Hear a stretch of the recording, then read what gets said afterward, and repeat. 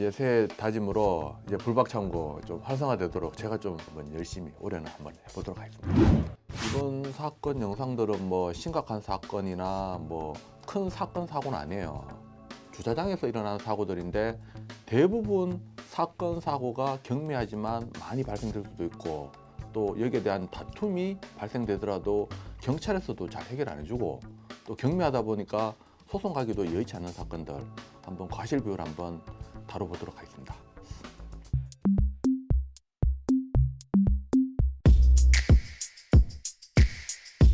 저는 이제 집으로 이제 들어가는 길이었고 직진으로 이렇게 가고 있는 상황에서 이제 좌회전 차량이랑 이제 사고가 난 거거든요.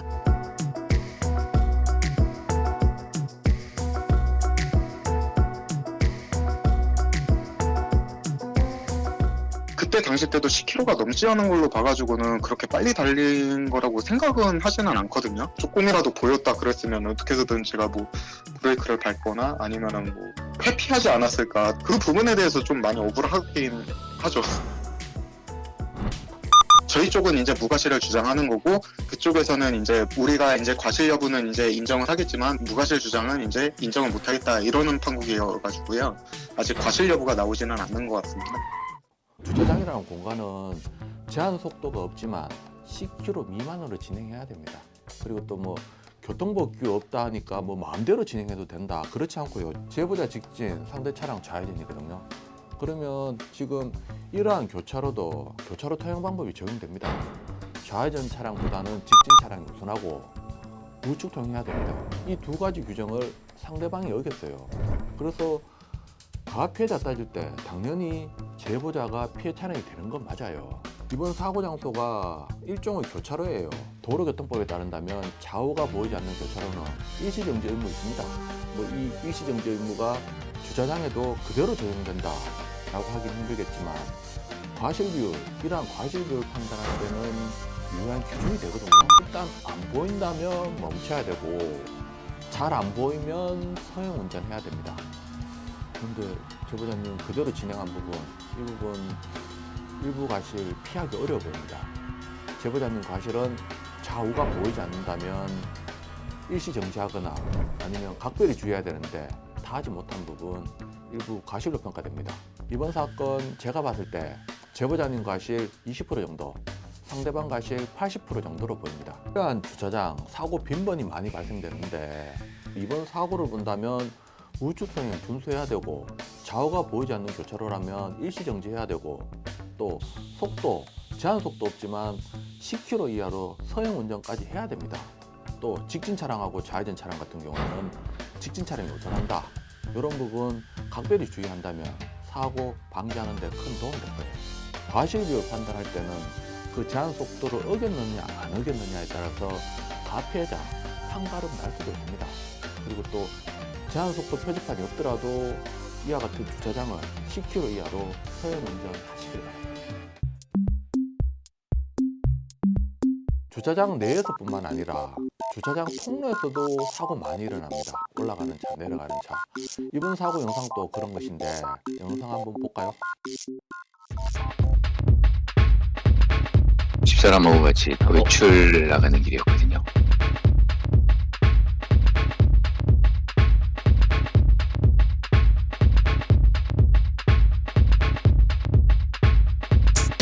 집사람하고 저 차 왜 그래 그러면서 크락션을 누르고 차를 정차시켰는데 차가 속도를 줄이지 않고 저희 쪽으로 다가오는 게 상상도 못했습니다.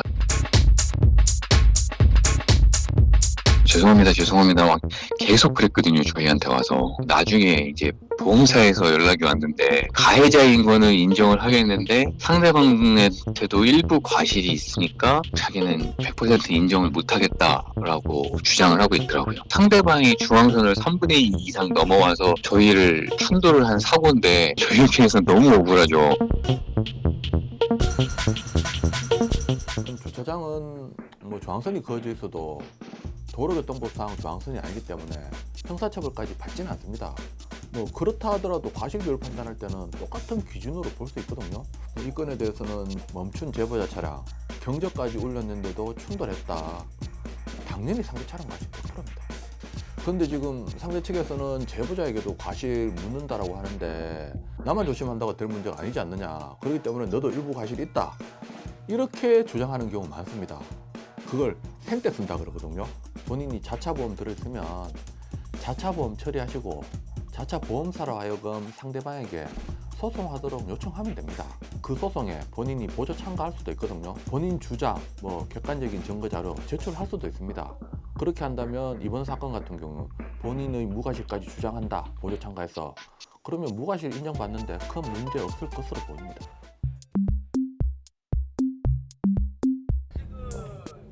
과거에 그런 얘기가 좀 있었잖아요. 김이고 윤석열 대통령은 이미 다 있는 거를 야 앞으로는 여러분 같이 사건이 벌어집니다. 알림봉이 울리지 않냐, 울리는데 왜 들었냐 했더니 자기는 계속 못 봤다 그러더라고요, 알림봉을. 그걸 못 보면은 눈 감고 운전하는 건데 그 거리가 무슨 몇십 미터 되는 것도 아니고 제가 가해자다 이렇게 얘기를 했죠. 그냥 지상차가 우선이래요. 그럼 보험회사에서도 계속 그렇게 얘기하더라고요. 저는 거기서 좀 화가 났던 거죠. 세 번째 사고는 주차장 진출을 마쳤고 상대 차량이 진입할 때 끝무렵에 일어난 사고로 볼 수 있습니다.